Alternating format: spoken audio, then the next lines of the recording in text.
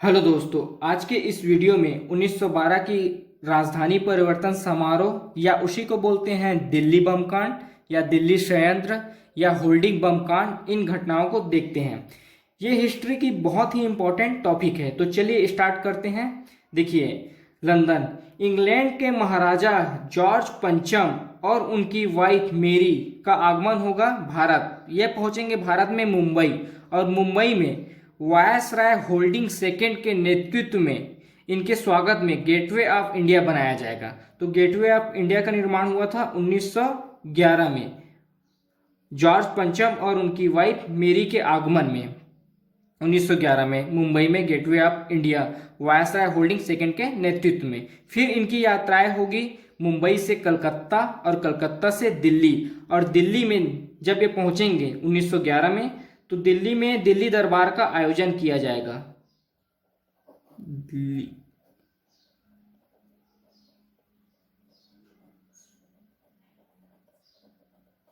1911 में जब वो पहुंचेंगे तो वायसराय होल्डिंग सेकेंड के नेतृत्व में दिल्ली दरबार का आयोजन किया जाएगा। दिल्ली दरबार की सारी घटनाएं का एक अलग वीडियो बना हुआ है, उसका लिंक हमारे डिस्क्रिप्शन में मिल जाएगा आपको। तो जब 1911 में जॉर्ज पंचम और उनकी वाइफ मेरी दिल्ली पहुंचेंगे तो वहां वायसराय होल्डिंग सेकेंड के नेतृत्व में दिल्ली दरबार का आयोजन किया जाएगा, और वहां वह कुछ घोषणाएं करेंगे, जैसे बंगाल विभाजन रद्द की घोषणा। 1905 में जो बंगाल विभाजन हुआ था, 16 अक्टूबर 1905 को जो बंगाल विभाजन हुआ था, उस वायसराय लॉर्ड कर्जन के नेतृत्व में, जिसका रीजन दिया गया था अंग्रेजों के अनुसार प्रशासनिक असुविधा, और राजनेताओं के द्वारा उसका रीजन दिया गया था बंगाल में क्रांतिकारी आंदोलन का दमन। तो जब 1905 में बंगाल विभाजन हुआ था, उस घोषणा को रद्द करेंगे 1911 में। फिर राजधानी परिवर्तन की घोषणा करेंगे। अभी तक भारत की राजधानी है कलकत्ता, और कलकत्ता को चेंज कर नई राजधानी बनाई जाएगी दिल्ली, क्योंकि दिल्ली से अंग्रेजों को प्रशासन करने में सुविधा प्राप्त होगी। और तीसरी घोषणा करेंगे भाषाओं के आधार पर 3 नए राज्य के निर्माण। चूंकि असम, बिहार, उड़ीसा तीनों की भाषाएं अलग है, तो तीनों को अलग अलग राज्य बनाने का घोषणा करेंगे 1911 में दिल्ली दरबार में जॉर्ज पंचम के द्वारा। और इन सारी घोषणाओं का क्रियान्वयन 1912 में होगा। सारी घोषणाओं का क्रियान्वयन 1912 में होगा। यहाँ सिर्फ केवल घोषणाएं करेंगे, बंगाल विभाजन की घोषणा, राजधानी परिवर्तन की घोषणा, और भाषाओं के आधार पर 3 नए राज्य बनाने की घोषणा। फिर देखते हैं। देखिए, 1 अप्रैल 1912 भारत की नई राजधानी बनी दिल्ली। तो उसके उत्सव में एक जुलूस निकाला गया। 23 दिसंबर 1912 को एक जुलूस निकाला गया। इस जुलूस में शामिल थे वायसराय होल्डिंग सेकेंड और उसका परिवार और शाही राजवंश।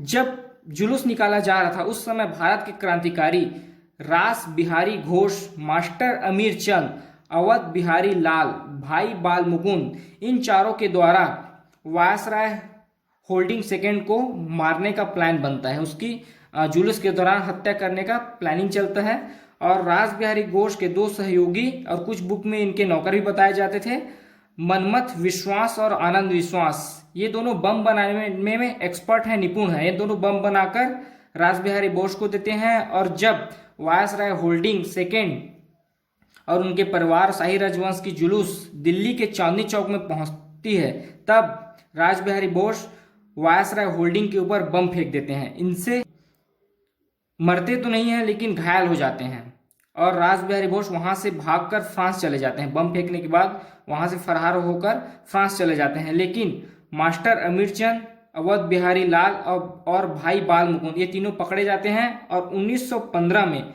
इन तीनों को फांसी हो जाती है।